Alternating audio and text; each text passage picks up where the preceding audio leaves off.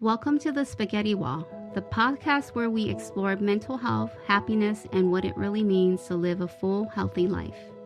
We're your hosts. I'm Jason Wilcox, licensed clinical social worker. And I'm Dr. Tansei Lee, licensed psychologist. And every week we throw ideas at the wall of life and see what sticks.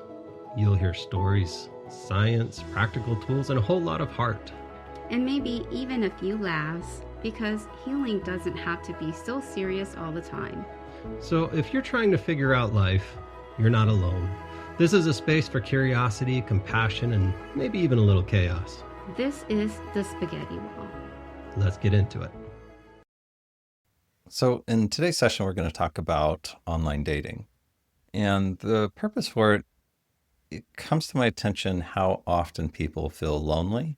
There was even a study out there in our particular state in Oregon that Oregon's one of the loneliest states. And I've noticed when I work with clients how often I'll have clients that express how lonely they are, or they want to get in a new relationship because they've broken up with someone or they're single. And when I bring up online dating, the almost immediate response is, oh no, I wouldn't do that. I don't want to online date. Yeah, there's a lot of stigma around it. I've just noticed a lot of people are just uncomfortable with it. Online dating is imperfect. There are problems with it. There's problems that scammers get on there and try to scam people. I get that there's problems with how, depending on what gender you are, there's going to be different ways that the apps operate and work. And there's problems with trying to get people's attention. And anyways, there's lots of problems with online dating. I think the experience for males and females are different, and definitely for those who don't identify as cisgender and those who are of certain race, ethnicity, culture, religion. There's a bunch out there for every type. And I think overall it is a scary and intimidating process. It really is. And especially if you're going into it with burnt fingers from a previous relationship, or you're not feeling quite confident in self, it's very scary to go out there because you're kind of just putting yourself out there. And instead of going into a place where you might meet someone, a bar, a restaurant, a party or something, you might meet one or two people and you might only get rejected once or twice or find somebody once or twice. Online dating, you might get quote unquote rejected hundreds of times in a couple days. At least that's the perception of we're being rejected. And these people that don't communicate back with us, that ignore our comments or our thumbs up or waves or highs or whatever. Or hearts. I think it's different platforms or different programs or whatever, these matching sites definitely have unique things. But I think the one thing that I also experienced myself when I was doing online dating and hear from other women is that sometimes I just get an overwhelming amount of people messaging them, and that's just a lot. And one woman told me, oh, I just don't have all day just to check my messages or go through all of them, and it's just too much. Yeah, I think that's the things to remember if you're going into it. Females, you're going to get a lot. It's just a reality. There's a lot of men out there that will call it chasing. So you're going to get a lot of messages, and that can be deflating or alarming or overwhelming. So knowing how to navigate, that's going to be important to figure out how to zero in on the ones you're actually interested in. And then men, they get the opposite of that because there's this tidal wave going towards women. They don't get a lot of responses because most of the women are overwhelmed and there's a lot coming at them. And so men feel like no one's responding and no one's engaging with them because they're sending out tons of these messages and not getting responses. So yeah, I could only imagine how that might feed someone's negative belief of like, oh, here's validation that no one wants me. I'm not dateable, that I'm not really anyone's type, and I'm just meant to be by myself. Oh yeah, I've heard that many times. Men will tell me that they can't take that level of, again, what they call rejection. But if you see what's happening, it's not actually about rejection. It's just the system isn't quite built in a way to alleviate the problem. So oftentimes when I talk with people about using it, first I get them to just see the fact that if you don't want to be single, you don't want to be lonely, you got to go where people are looking to have a relationship, right? If you want things in life, you got to go where you're going to get it. So if you're not going to places to find somebody, it's going to be very difficult. If you're going somewhere where you might meet one or two people, you've decreased the amount of people you might be able to meet. If you go online, you're going to meet hundreds of people, right? There's tons of people also looking for relationships. So you're going to increase your odds of finding someone just by going on these dating apps and online websites and stuff. So if you go there, you've increased likelihood you're going to find someone. But for men, what I often help them see is that go on there, find all the women that interest you, that you're attracted to, that you like their bios, things like that, and just start sending out messages knowing for every 100 to 200 you send, you're only going to get a couple of responses. So if you go in with realistic thinking that you know you're not going to get a tremendous amount of responses, and that's okay. If you know that, then start sending them. Send lots. Yeah, I think it's important to remind folks too that like it is also a process. Like you It are is. weeding folks out. You are needing to take the time to read people's bios, to look at their photos, to see if they're not a bot, to see that they're real, to see that they're Mhm. genuine. I know a lot of women I've heard from who have experiences, they said most of these people that like reach out, they just seem to want to fling. They just seem to just want to get it under my pants. Like it's just about sex. There's a lot of F boys out there. And so it turns them away. It becomes very deflating. And there's ways to kind of start mining that out. One thing to think about when you're going on online dating, once you start getting responses from people that you're interested in, I normally encourage people to respond a few times, write back and forth to kind of get a feel for them. And if you're still interested at that point, it's time to move to a video chat. Get to a place where you can actually see the person through video, through FaceTime, through something. If they say no, that's an immediate red flag. That's telling you you might have a scammer, you might have some other issues going on here. So go to video, get a chance to meet this person, get past the just chatting online. So if they don't want video, let them go. And if they do want a video, great, move to the next steps about talking about going on a date or meeting up and getting to know them even further. And as you do that, make sure that you guys are on the same page. Make sure that you be the authentic, true self you are, and don't try to put on some show for them, because what's going to happen is when you go out and be your authentic self, they're either going to like you or not. And if they don't, cool, you don't have to waste a bunch of time. You get to move on and find somebody that is going to like you, because the reality is there's thousands and thousands of people out there, and there's many, many, many people that will like you just the way you are. You just got to find them. Yeah, I like that suggestion, Jason. I think when you and I were meeting online, so if folks don't know, Jason and I met online and he did exactly that. He said, this is all my flaws that I know. This is what I come with and this is me. And I'm like, okay, cool. Yep. I was that way with every person I met before I met you. Mm. And this is the process that I'm offering people. This is the process I follow too. I would send out tons of messages. I would only get a few back. And then the ones I got back, I would start chatting. I would immediately start saying, hey, let's have a video call. In the video call, I would identify quick and fast if there's someone I'm interested in, if they're interested in me. And I was very upfront of who I am, what I am, because I knew that there's someone out there that would like me just for me. Yeah, and that was very apparent. My first impression of you, Jason, was like, man, this guy does not play around. Very direct, very transparent. And he was showing all his cards to me, and I really admire that.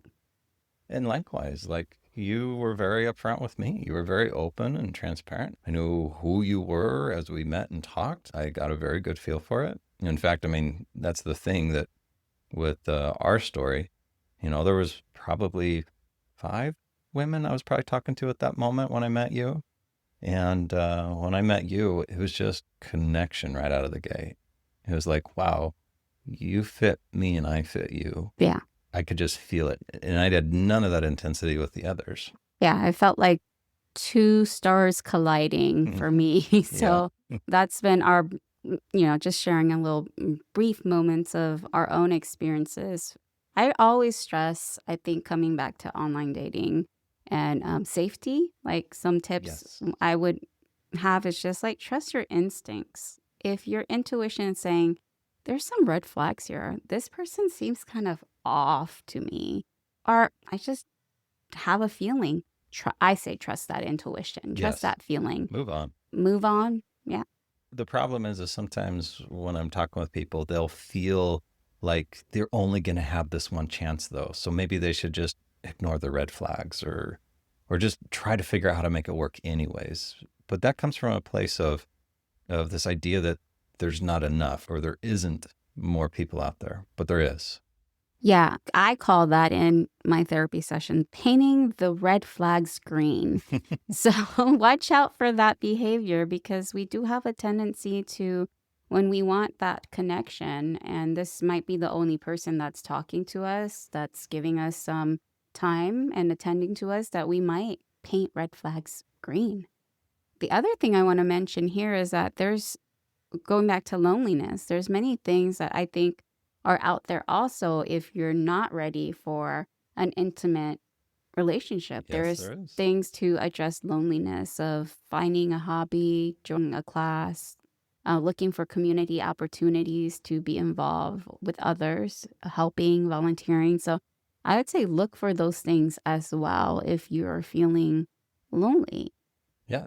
On social media, you can find groups that might have the same interest as you. You can start your own group and put it out there. And it might take a little bit for people to start finding you and catching on, but the group will grow because there's a lot of people that will have shared interests with you. And there are also apps that help you connect with people that are kindred people to you that would be friends. So not only are there apps to look for relationships in an intimate relationship, there's apps to find friends too. Yeah, I was big on Anne of Green Gables, and the term there is bosom buddies, is like just your spirit people, your tribe, people that really vibe with you, like-minded folks. And I think it's important to use a hybrid of the virtual, right? Like having virtual meetings, meeting people through video, and then really stepping it up to the next level of meeting in person. Yes, I think absolutely. with resources available. And so I think that's important to mention as well. The biggest barrier that folks report to me and endorse is just having so much anxiety and fear around being rejected. Exactly. They're so worried about that. Again, but if you just Google how many people are single, how many people are lonely, how many people are looking for friends, the numbers are astronomical. So if you think about that, if there's that high level of numbers for people that are lonely looking for friends, people that are lonely looking for relationship, all that means is the ones that go, you're not quite my people, or I don't quite want a relationship with you. That's okay, because all that means is you get to turn the page to the next, and there's going to be more people. There will always be more people. And since there's even more people, you will find people that connect with you, that like you for who you are, that enjoy time with you, that want to be in a relationship with you, that want to do a group with you, whatever it is. They are out there. You just have to be patient sometimes and keep looking.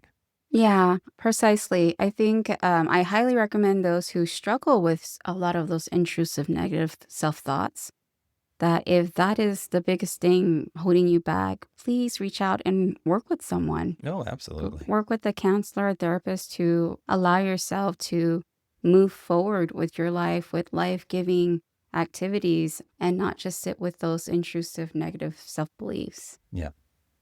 It's guaranteed there's going to be people out there that enjoy you just for who you are.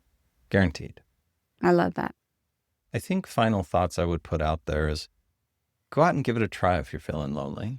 Go out and give it a try if you want to be in a relationship. And just remember that when people don't respond, or you're sending lots of things out there and you're not getting the messages you want, or you are talking, like for a female, you're talking to all these guys that are giving you attention and none of them are quite matching what you're looking for. don't give up. It's okay. And just keep moving through until you find that one or those people or whatever you're looking for. Yeah, I'd say for my perfectionistic folks out there also, that just know it will be messy. Dating can be very messy, especially if it's your first time. You're entering this space that feels very new and overwhelming. It's a foreign concept maybe to you, or you've been out of dating for a long time. Allow it to be imperfect. Allow yourself to know that, hey, I don't know what I'm doing. I might say the wrong thing. Yeah, we all do, and that's okay. So just note that it will be imperfect, and we are not striving for perfect here. We're just wanting to get our toes wet and see if we want to move further into the water. I would actually say that it's guaranteed you'll probably say a wrong thing. Oh, yeah, I do all the time. So, And the beautiful thing is if you do say the wrong thing, quote unquote, the wrong thing, and someone is like, oh, I don't want to be around you because you said the wrong thing, it just is a sign that that's probably not one of your people. yeah, just be yourself. And I think people's response and your own response, I always say, is data. It's just data. We're just collecting data. If you can go out and have fun, recognizing when people don't want to be your partner, don't want to be your friend, it's not a rejection to you. If you can go out and just enjoy the ride, it's kind of like, I don't know, I'm a big rock hound, and when I go searching through gravel, I'm going to find a lot of rocks that are not keepers. And when I go through it, there are going to be the ones. And so it's just knowing that it's just part of the journey. Yeah. Go find and have fun with the process. You're gonna find your people. Yeah. Might be messy. You might step on poop while you're rock hunting. You might get stabbed by blackberry thorns and jagged rocks, but at the end, you might find that one agate that you're looking for. Yes, and it's beautiful. And you're beautiful, so thank you for joining us. Thanks for listening. That's it for today's episode of The Spaghetti Wall. If something in this session hits home, you're not alone. These are the kinds of real conversations we all need more of. Seriously, relationships are messy. Healing is messy. And life, yeah, it's definitely messy. But that's exactly where the growth happens. If you found this episode helpful, share it with someone you care about. And don't forget to subscribe. New episodes drop every week with real stories, honest insight, and practical tools. And if you want to learn more about the work we do or are looking for support in your own relationship, head over to avidcounseling.org. We'd love to connect. Until next time, keep showing up. And stay curious. And remember, the mess is the method.